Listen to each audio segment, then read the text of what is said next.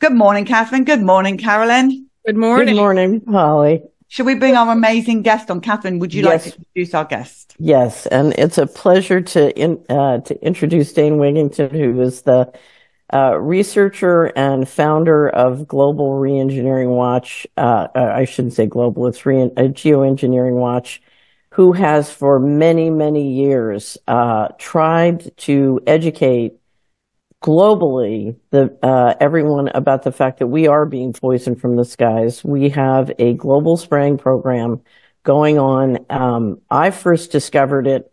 I was driving across the United States and spending a lot of time networking throughout the United States by car, and I would just see planes going back and forth across the sky. And as I tried to explain to people, or ask questions, what is the spraying? I would walk into a trance of what spraying? What spraying are you talking about?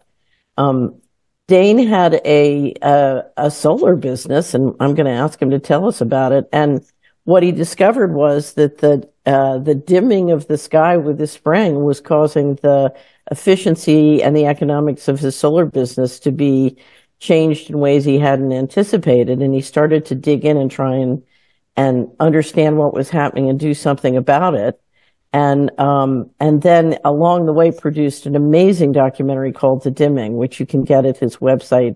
He'll tell you more. So Dane, thank you for joining us on Financial Rebellion. And thank you for unbelievable years of work helping us understand what in the world is this. So let's just dive in. What is this spraying program? What is it? First, Catherine, Carolyn, and Polly, thank you very, very much, all of you, for your courage and all your years of work also toward trying to expose the sea of insanity that we're all rapidly sinking in. You said, Catherine, my home was on the cover of the world's largest renewable energy magazine. It's someplace I wanted to get to escape the dirty air in Southern California my whole life to try to get to, quote, clean air. And then realizing here after precipitation testing that the air was anything but clean, that there was a mountain of toxic elements settling through the air column, contaminating everything, forest floor, every breath I took, reducing solar power output and wind and hydro as well. It affects everything with the climate system. So the stated purpose, Catherine, Polly, and Carol, of what's happening in our skies, solar radiation management, stratospheric aerosol injection. Those are the science terms for what's occurring. That's the stated purpose, but there are, of course, many, many more layers. These programs are completely malevolent. There's no goal to try to mitigate or scientifically correct any of the problems that they are stated to correct. And again, the stated purpose to block some of the sun's incoming thermal energy to slow the warming of the planet. But in fact, the overall effect of these programs is exactly the opposite. I have a question. Go, Polly. I would like to know who is behind this. Is it the military? And what's the purpose of it? Because people are so sick. And one of the main reasons we got you straight in, Dane, is we're getting so many messages from people saying, please address this. We are sick, sick, sick every time they spray the skies. Yeah, there's no place to hide from this. That's critical for people to understand. We can't not breathe. And our air column is absolutely laden with these toxic elements: aluminum, barium, strontium, polymer fibers, surfactants, even graphene has showed up in our last 100 lab tests. So as far as those who are behind it, Polly, all roads ultimately lead to the central bankers and those who control the central bankers, those who control the money. And I know because they control the flow of money, they control militaries, thus they control countries. So yes, we have the largest single participant in these programs would certainly inarguably be the U.S. military because of its sheer size. But we have global cooperation. That's key for people to understand as well. Even between otherwise adversarial countries, China, Russia, U.S., whatever their conflicts are, at the surface, they are absolutely colluding and cooperating on these programs, because you cannot just geoengineer over your own country without affecting the entire planet. And I'll leave it with this. We have, in fact, documents, including one congressional document, 800 pages long, posted at geoengineeringwatch.org that specifically calls for this type of intergovernmental cooperation. They are all participating for their own reasons. So it's difficult. I'll give you Carry on, Catherine. So I'll give you a little factoid, because one of the questions here is, are we engaging in weather management and weather warfare? And there's a wonderful clip of Lyndon Johnson once saying, "He who controls the weather will control the world." And I think he also mentions controlling the food supply. So we have a wonderful ally who's done a lot of work with us on the missing money, the money disappearing from the federal government in the trillions, the kind of trillions you would need to fund a global spraying program. And he came to me and said, you know, someone just mentioned that there's such a thing as weather warfare and weather modification. Is that possible? And I said, well, one of the questions is the global spraying to create the infrastructure you need to do weather warfare and weather modification. And I said, but you need to know that weather modification is much more advanced than you think. The Olympics were coming up, and the Chinese had assured the reporters, don't worry about rain. You know, we're going to take care of making sure there's no rain with weather modification. And I said, if you go on Wikipedia, you can find a link and a description of the Beijing Weather Modification Office. So let me ask you, Dane, how much of this relates to the economics of what is possible if you can engineer and control the weather globally? A great deal. And it also relates to the controlling of populations, of course, as you cited Johnson's rant in 1962. And there is a very big difference between, and just so people understand the terminology, what we see publicized as weather modification, the single engine propeller driven aircraft with some flares strapped on the wings, that's typically designed to distract people from the exponentially more expansive climate engineering operations where we have a single aircraft that can disperse up to 100 tons in one payload. So they use these types of red herrings to distract the population. Yeah, that's geoengineering there, no question. And people should be able to tell from that video that that is not condensation. Again, we have many other film clips of these aircraft up close, nozzles visible, turning dispersions on and off, end of debate. It's not condensation. And this is a global climate engineering Manhattan project. And Catherine, as you so correctly stated, absolutely, it is weather warfare, nothing less. We see systematic targeting of agricultural producing regions and their ability to control events, for example, like what just happened in New York, to engineer winter weather from warmth. We now have, quote, winter storms coming straight out of the record warm Gulf of Mexico. We have the climate engineering cover-up actors like those at the Weather Channel, and all these entities are owned by agencies like BlackRock and Rockefellers. They need to control the narrative, and they are. So we have what amounts to climate engineering cover-up actors trying to explain why it's starting to snow at 40 or 45 degrees. That's from chemical ice nucleating elements. And Catherine, I'll leave it with this. If people search Chinese create artificial snowstorm, they'll find that Popular Science covered it, MSNBC, The Guardian, CNN, everyone covered it. But if you bring it up here as if we can't do what they're doing, you're suddenly marginalized. And this needs to change because they are absolutely engineering these radical temperature drops. It's crushing crops, miring populations in difficulties. The list goes on and on. So, Dana, I know you've worked with some of the top whistleblowers in this area, and I'm always shocked that more pilots and whistleblowers haven't come forward. But maybe if you could give us an overview of the best sources that have helped you grapple with what's going on inside. Certainly. In our groundbreaking documentary, The Dimming, we have 2 U.S. Air Force generals speaking out on the record. We have former government scientists. We have former Canadian Minister of Defense.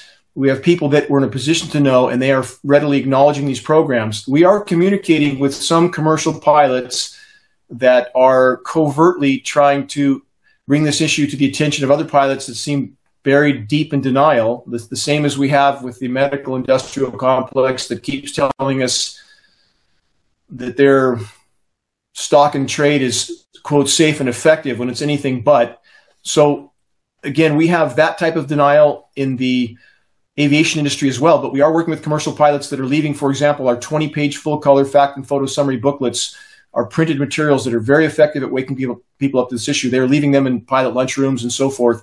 And I just did an interview with a 35-year veteran Qantas pilot in Australia, very exceptional and courageous individual who's also involved with the same work that you do at CHD. And he has readily acknowledged, fully acknowledged these programs and the existence of them on the record now as well. So we do have some coming forward. Oh, that's great. Carolyn, I interrupted you. Go ahead. Yeah, Dane, when we hear about floods and tsunamis and earthquakes, are those related at all to this? All is connected. Now, this is key to understand, and I'm citing facts. It's not speculation or theory or hypothesis. As Catherine correctly stated earlier, the U.S. military has had extraordinary ability to manipulate weather going back well over half a century. We have historical documentation of that with Project Popeye in Vietnam. They were so successful at controlling the flow of rain that environmental modification treaties were passed in the 70s forbidding weather modification in wartime, not that anybody pays attention to those treaties. So they control the spigot, period. If they don't want it to rain, again, as Catherine correctly cited, they can absolutely curtail that rainfall with frequency transmissions and atmospheric aerosol seeding. And those two go together because these are electrically conductive particulates. When you saturate the air mass with these particulates and you expose them to frequency transmissions, you can manipulate that air mass. A stunning example would be Hurricane Harvey in Texas, and the so-called meteorological community, which are nothing more than script readers at this point, knew 7 days in advance exactly where that storm would go and exactly where it would sit and stay and spin. And we recorded this with actual transmission monitoring, the activation of those transmissions and how it held the storm in place. People can search geoengineeringwatch.org hurricanes. It's stunning footage. It's stunning videos that recorded the manipulation of hurricanes. So yes, they do control that. And Carolyn, your last question on seismic activity. With the same facilities like HAARP in Alaska, and that's an ionosphere heater, when you bounce that signal off the now reflective atmosphere and back down into the strata, thank you, perfect picture of HAARP, that's a weapon of mass destruction, nothing less. And when you bounce that signal off the atmosphere and back down into the strata in a seismically sensitive zone, you can create seismic activity, and that science is well documented. And let me cite one more fact. For example, in the 2011 Japanese earthquake, we have institutions like MIT on the record citing, quote, extremely anomalous atmospheric heating directly above the epicenter for 3 days prior to that quake. That is absolute signature ionosphere heater. Wow. So, Dane, I want to bring up some questions of political control and connect some dots. I always tell the story of insider trading on Indonesian paper a week before the Indonesian tsunami. And that's when I started to track and try and understand the relationship between the financial markets and all the money disappearing from the U.S. government and these kinds of programs. But I think it's fair to say one of the most interesting clips during the pandemic was one of the Canadian, one of the heads of one of the regions in Canada in the West, implying that they were influenced by this kind of technology. What happened was, I don't know if you've seen this, they were doing a call-in show on the TV, and the caller said, you know, why can't we have hydroxychloroquine and ivermectin? What's the problem? And instead of answering the question, he did what you're taught to do in politics, which is you answer the question you wish you got, and he rolls into this marketing of the vaccine program. And then you could tell the listeners going, what's he talking about? Why is he doing a non sequitur? And you could see he feels bad. And then he says, he immediately starts saying, I want to thank the people who send the rain, because without the rain, our farmers couldn't produce and we would be harmed economically. And, you know, we need the rain, and I want to thank the people who sent the rain. And everybody's going, rain? What's he talking about? Well, I assume he was telling them he was essentially in between a rock and a hard place, because if he didn't do what they say, they'd cut off his rain. Have you seen that clip? I have, and you're completely correct. And that is, again, back to what you so accurately stated earlier. Their ability to manipulate weather systems is extraordinary. And it's not just the atmospheric seeding of these particulates, but the manipulation of those with the ionosphere heater facilities with NexRad, which is a whole network within the U.S. Again, that's visible on the geoengineeringwatch.org hurricanes posts. And this is a manipulation of the food supply. Again, tying this into what you said about Johnson earlier, he who controls the weather does control food supply, thus controls populations. And if we look at other examples of that, after 9/11, when we had the list of targeted countries, a list that clearly existed before 9/11 ever happened, and every one of those countries after 9/11 subsequently underwent a once in 1,000 year drought, these Middle Eastern countries.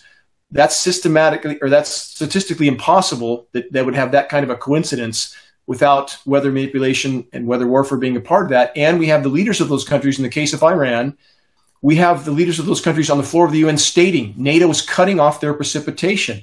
This is business as usual. It's been happening in sub-Saharan Africa for decades, cutting off of precipitation of these countries, starving them out, forcing their government to allow U.S. military occupation.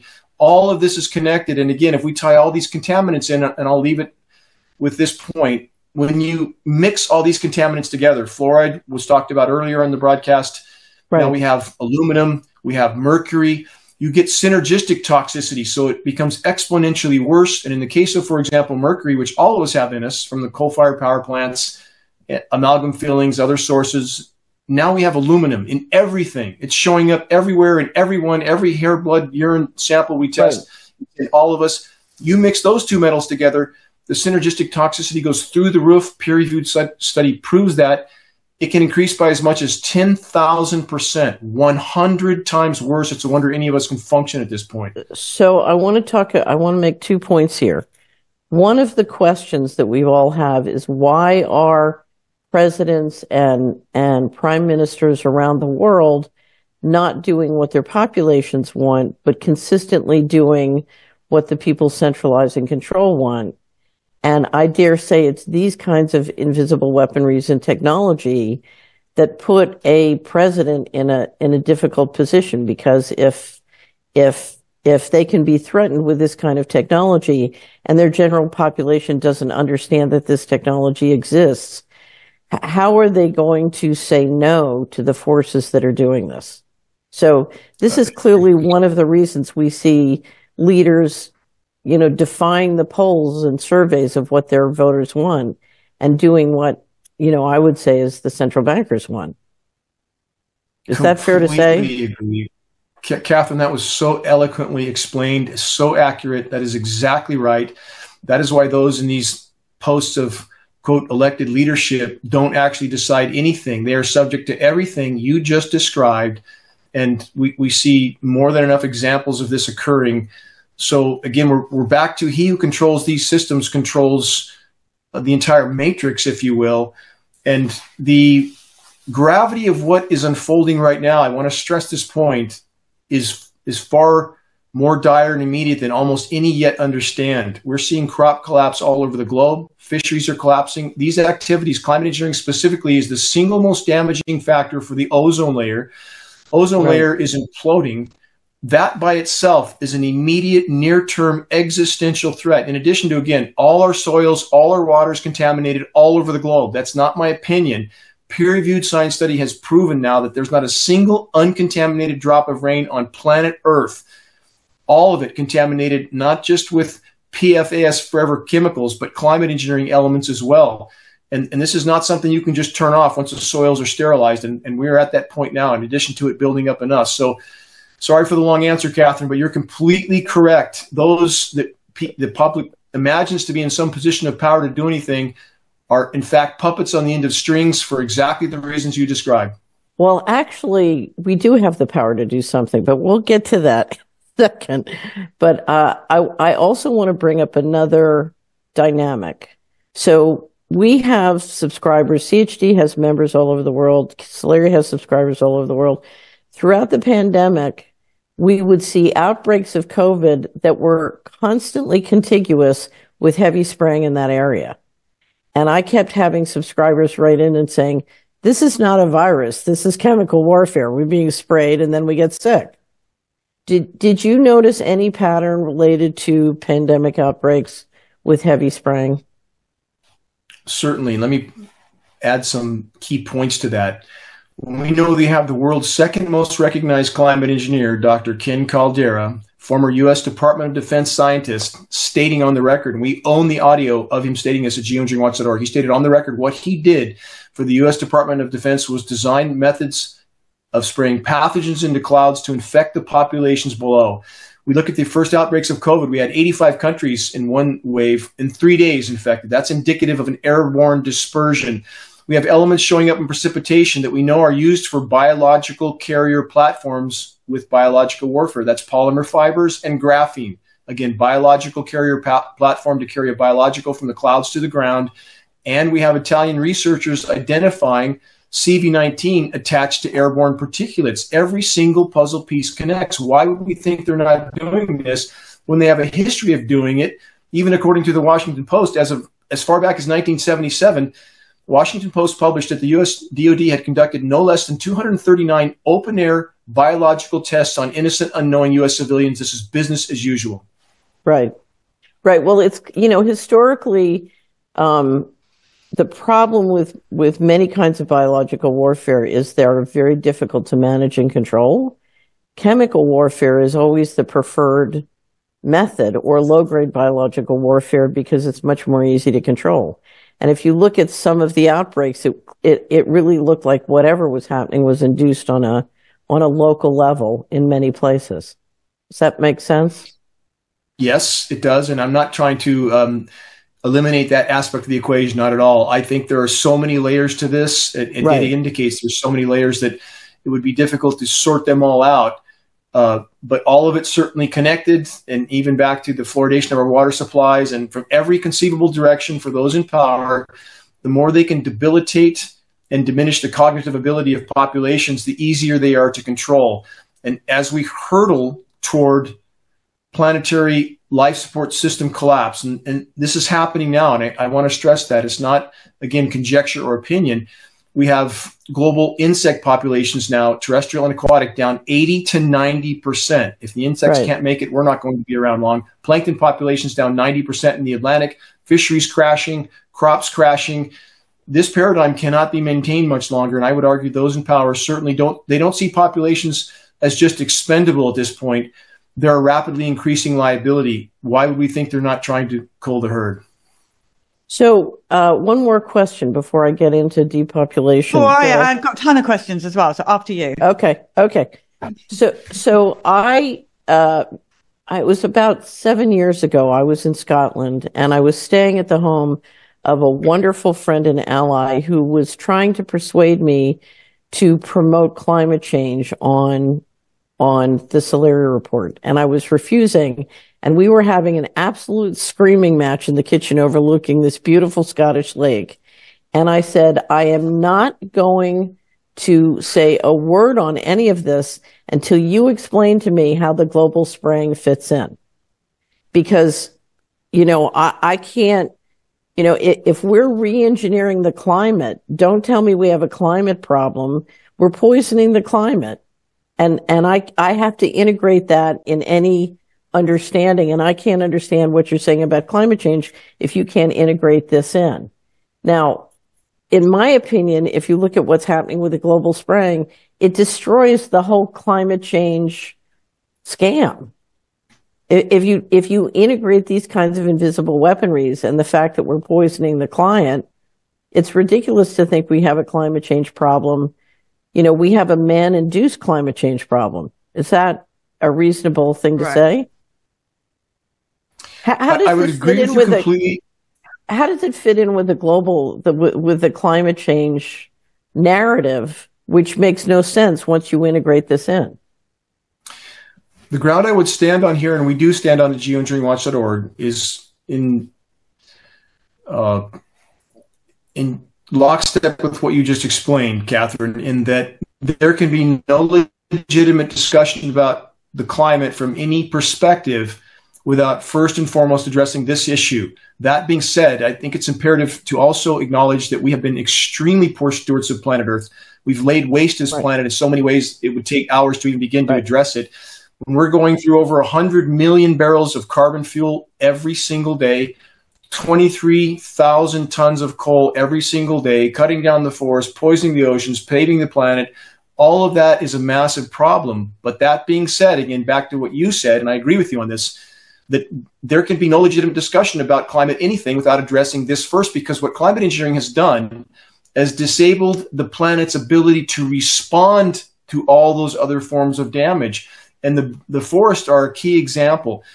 The forest couldn't respond and try to uptake more carbon when the soils are poisoned, when the flow of precipitation is cut off, when the ozone layer is destroyed, frying the foliage from the top down. So what climate engineering has done is eliminated the planet's ability to try to respond to all these other forms of damage. So in order to build bridges and not burn them, what we acknowledge at geoengineeringwatch.org, and I'm versed in that subject of anthropogenic damage to the climate, but as you correctly stated, how can there be a legitimate discussion about that without addressing this first? We completely agree on that. Okay, so Polly, I have more questions and I want to get into the money, but first let's dive into your questions. Okay, I just really do, because my passion is the people. That's what I do. I travel around on this bus listening to people's stories. And we are seeing a lot of people that have not had vaccinations that are having seizures and things like that. What are the symptoms that you have seen or heard about from the chemtrails or whatever, the poisoning of the skies? And can we just talk for a second about this aluminum or aluminium in the snow? Because we know that aluminum causes the worst symptoms from these vaccines.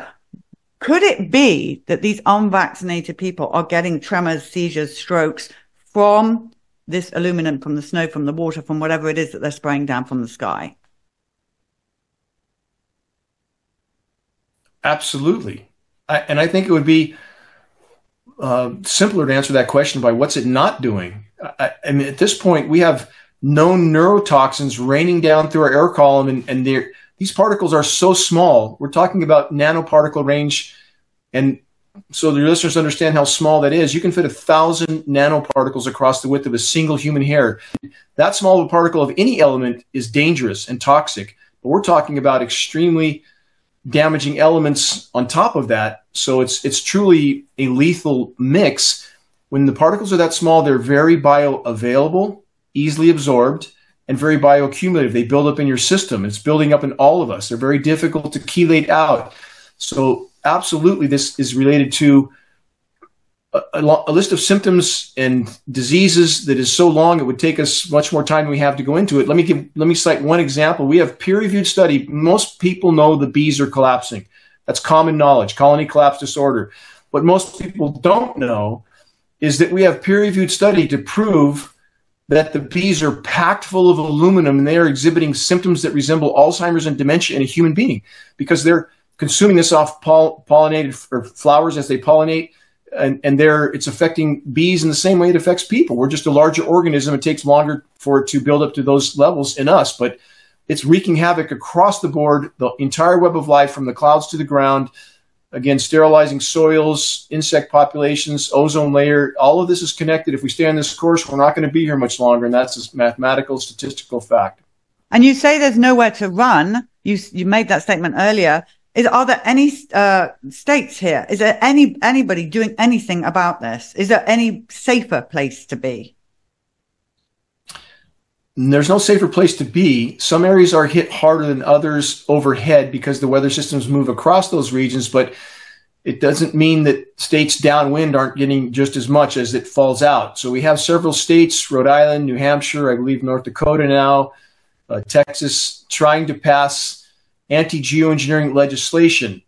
And that's good and necessary to help bring this issue to light. Will that legislation actually stop anything? No, it won't. This is a national security issue. They're not going to stop until the public takes to the streets with the proverbial pitchforks and torches, and those families of military members know what their family members participating in until we shatter that compartmentalization of military members being told they're doing something good, something benevolent, something that is helping the planet and populations, which couldn't be further from the truth. We have to expose this issue. And I could argue if we can simply do that, we would cause a shockwave around the world. That's the single greatest leap we can take in the right direction.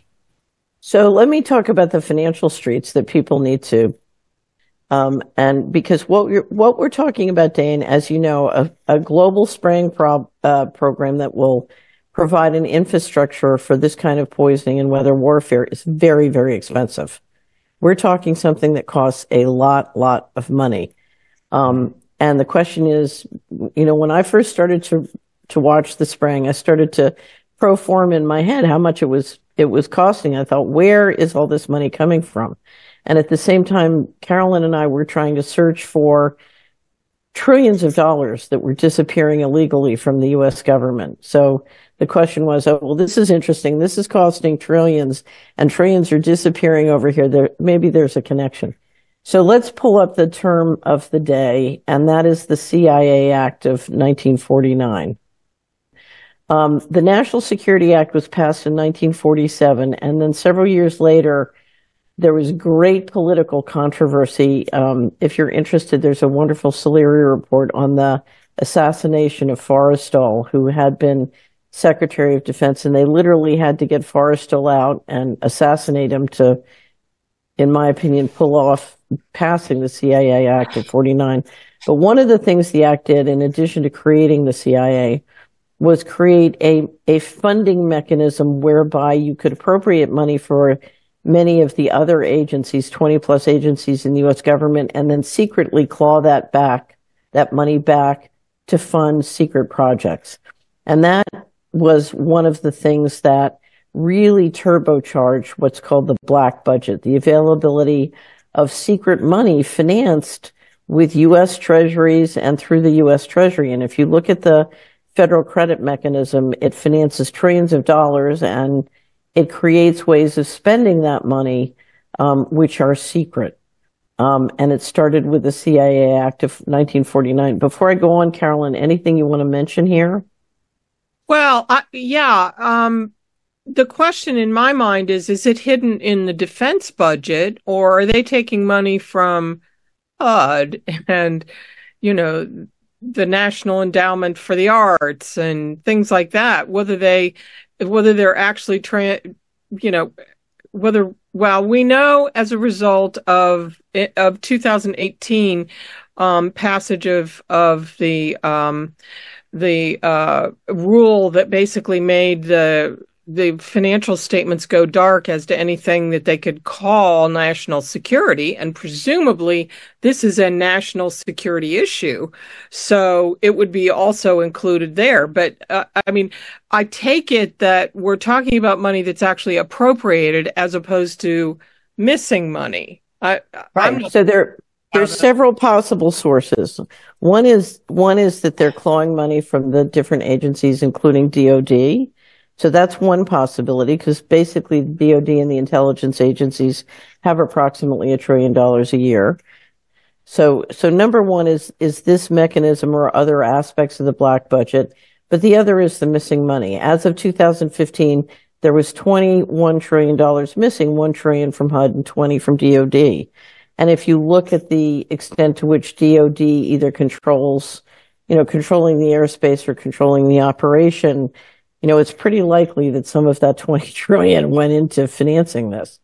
And if you look at sort of our tracking the 20 trillion and how it may have gone global through the BIS and other sort of laundering mechanisms through international organization, that would be a way that they could get all of that money to countries around the world. We were talking about other countries and the sort of global participation. Now, what is the number one source of money to the U.S. Treasury? The number one source is selling Treasury securities to our pension funds and retirement accounts.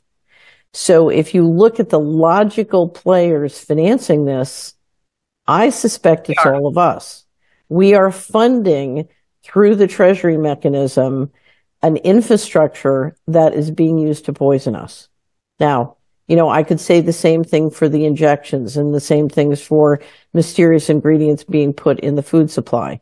But the reality is the guys who did Operation Warp Speed to poison us are the guys who are doing the global spraying to poison us, and we are financing it.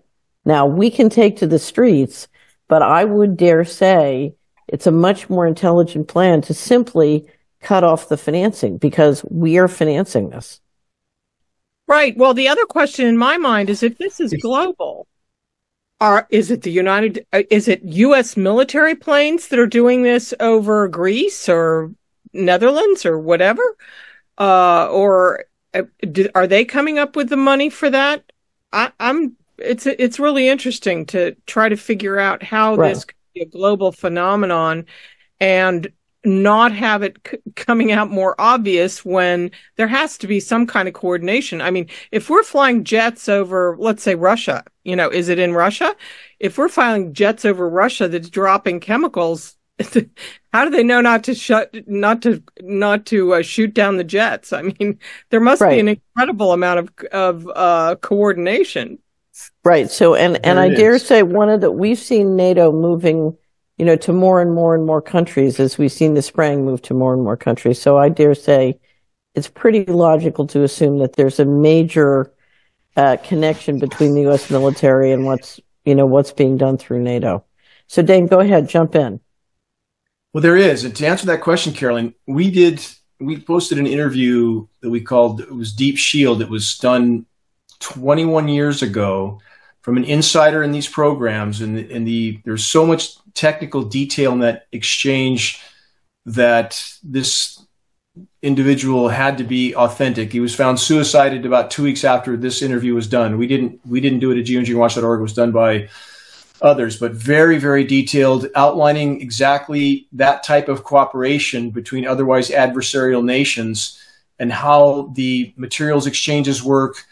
It's very detailed. It's posted at geoengineeringwatch.org. And it's necessary to consider this is a global Manhattan project. Dane, let me just interrupt you. How do we find that interview? We'll send it to you at CHD. It's listed as, I think, geoengineeringwatch.org. Interview with the Geoengineering Insider, I think, might be the title of that. It's very hard to find Geoengineering Watch anything with Google. Google is doing their best to censor everything from us. But that type of cooperation is absolutely described. And we have the COP climate conferences that we just had, COP28, the climate conference that happened in December. What's happening at those conferences? What are they really doing? What they're doing is behind closed doors, they are forcing countries to either actively or passively participate in these programs. We know we have other countries involved, other militaries involved, and we know we have commercial aircraft involved because we have film footage of them dispersing with up-close photographs of their retrofit nozzles mounted on the wing pylons aimed at the exhaust jet stream. We are not implicating commercial pilots or personnel. There would be no reason to involve them. But their aircraft are being used, or at least commercial aircraft with commercial markings. And we know that DoD is leasing likely hundreds of commercial aircraft with commercial markings to provide some sort of plausible deniability here if we see a commercial aircraft dispersing. But we see these aircraft on flight paths that are not commercial routes. So again, if we look at the scope and scale of these programs and the gravity of what they're trying to do to control populations, to control weather, to control food supplies, to maintain their grip on power until the brutal, bitter end. And that is so much closer than people understand. So Dane, I'm assuming a lot of the leasing of aircraft and operations are done through the big defense contractors. And so all those contracts are pumping up publicly traded stocks. And my guess is many of the people listening to this, either their pension funds or retirement accounts, are investing in those stocks. So I keep coming back to the money. We continue to finance the people, not just the operations, but we're financing the corporations who are doing this. Is that not likely? I agree. I agree with you. And on top of that, we certainly know with the dollar being the global reserve currency and their ability to print whatever they want for anything they want until that factor changes as well. But we have other countries participating again for their own reasons. So this is an existential fight. And I agree that those arenas are necessary to focus on, but also the bringing to light of the fact that we are literally fighting for our lives. All of us, and that if what's happening in our skies is completely derailing the planet's life support systems, and at this point we live on a completely contaminated planet, if we don't deal with what's happening in our skies, all other causes, all other concerns will soon be moot points, and that's a statistical mathematical fact. And Catherine, can I just jump in here for a second? Because please, Dane, that is exactly it. So here's the question that all my viewers and the people listening around the world would like to know right now is, What can we do to protect ourselves? And what can we do to stop this? Because as you said, we're in a very precarious, dangerous situation. We are. Constant chelation is certainly necessary that we can maintain as much of our health as we can while we're fighting this battle. But again, back to that reaching a critical mass. When I started this journey over 20 years ago, I could only hear my own voice coming back at me. No one listened to any amount of data I had. But now that's changed radically. We have voices even like Catherine's and yours and Carolyn's. We have military generals. We have former Canadian Minister of Defense, government scientists. As we've brought this issue to light and provided cover for those people to come out of the shadows, and now they're starting to do that. If we can provide enough cover and blow this issue out into the open, that's what would cause wheels to turn on their own as people in every single arena, including military and levels of government and finance, when they realize and their families realize that they are being systematically poisoned, as Catherine so correctly stated. And only then, I would argue, would we have a big enough army of the awakened to actually stop this at every level. And that doesn't mean that we're out of the woods. I want to stress that. We have broken many aspects of the planet's life support systems, and this contamination can't just be erased. But that's still the biggest leap we can make in the right direction. And we have to have that critical mass of awakening in order to get all the other wheels to turn in this battle. But the bad guys that do this, just one thing, I've just got to get this out really quick. So the bad people that do this, they're spraying themselves as well, right? So why would they want to do that? That's such an important question. Thank you for asking that, Polly. So let's look at the examples of what they've already done to themselves. They've detonated over 2,400 nuclear bombs, which has contaminated the entire planet. We have Fukushima, triple nuclear meltdown that will be an extinction level event by itself if other factors don't do the job first. We're building 60 more nuke plants right now on top of the 442 that already exist. Those in power are behaving like a cancer. Does a cancer intend to kill its host? No, but intends to proliferate unchecked. Host eventually dies. It's an addict. Does an addict care that the next fix will perhaps be their last? And no, they don't. They continue on. So we're dealing again with a headless, heartless, soulless cancer of control that exists for its own ends and the consequences. And we know this from psychological study too, Polly. We know the profile of those in such positions of power. There's a common thread, and this is the thread. A near total lack of comprehension as to the consequences of their actions, even to themselves. That's straight from psychoanalysis of those in power. We are not dealing with sanity. We're dealing with the cancer. So, okay, so this is where Dane and I differ a little bit. Because one of the things I understand is that the majority of people implementing these programs, whether financing them or doing them, are us. In other words, we have the power to stop. They are few and we are many. We're the ones who are implementing this. And if we stop implementing it, it can't be implemented. If we stop financing it, it can't be financed. And we have to take responsibility. Now, I happen to believe that this could be turned around both economically and environmentally faster than Dane thinks. But so, I'm a perpetual optimist, but we have to take responsibility that we are doing this. Every week on Ask Catherine and the Solaria team, Carol and I get comment after comment about, I want to buy Treasury securities. I want to buy Treasury securities. I'm buying Treasury securities. And we're looking at each other like, why do you want to finance this? Why are you financing this? And then we hear, I'm only one person. It doesn't matter what I do. That's just not true. It matters tremendously what you do. And it doesn't take but a small group of people to start the ball rolling.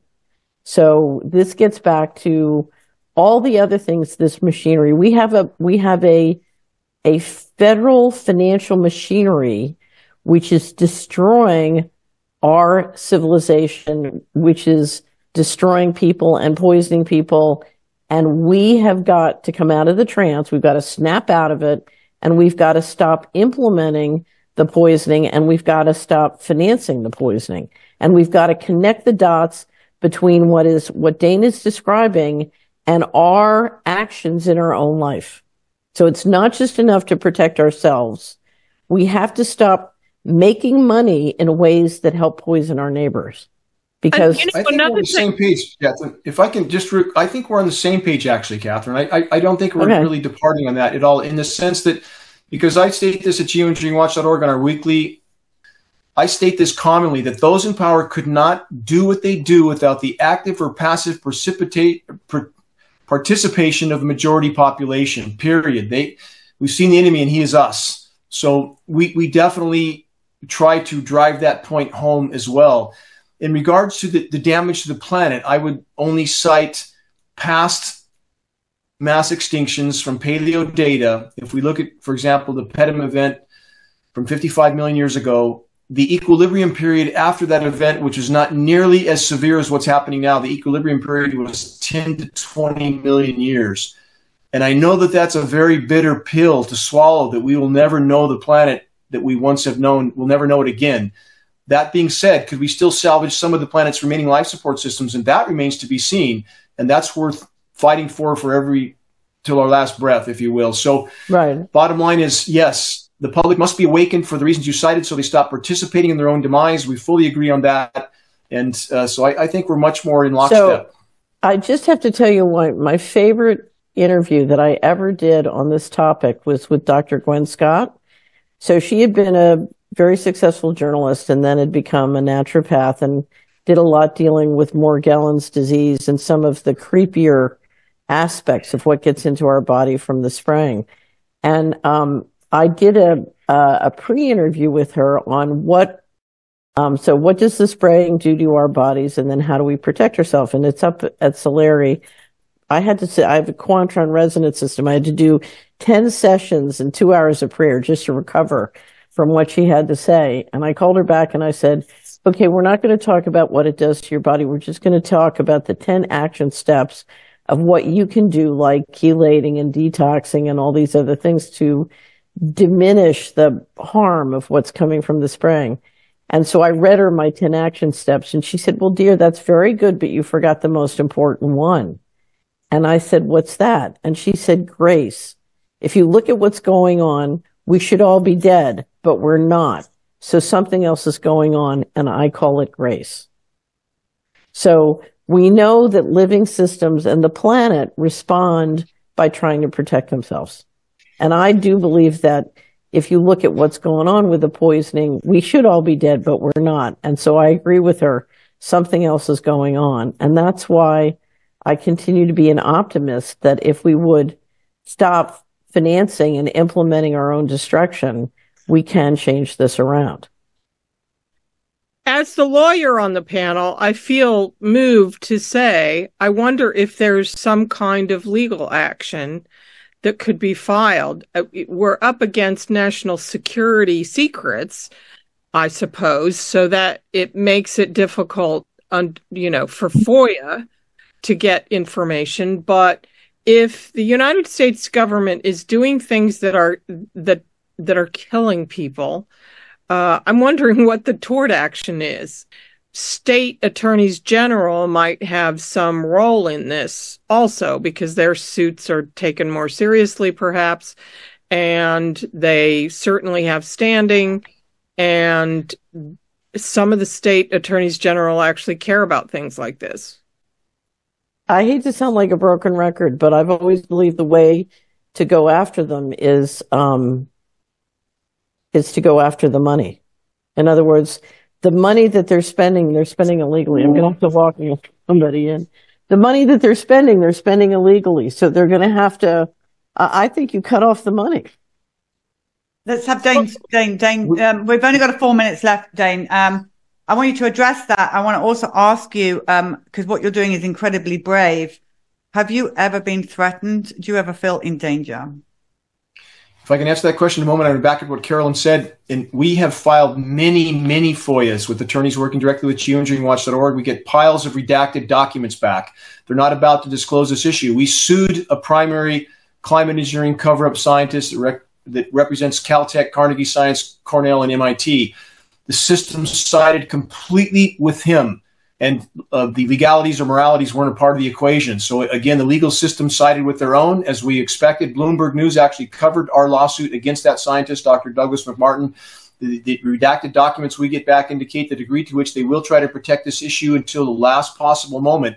But it does come back to these actions do help force it to light. And if we could force it to light, and those either actively or passively participating, when they realize and their families realize that they are participating in their own demise, that's when we can turn the tide, expose this issue, salvage what's left of the planet's life support systems, and hope for the best at that point. But we have to expose it in order to have any chance of stopping it. Dane, one quick question. We have lots of subscribers who now grow indoors, in part to protect against the poisoning coming from the spraying. Do you think grow rooms indoors are helpful in this process?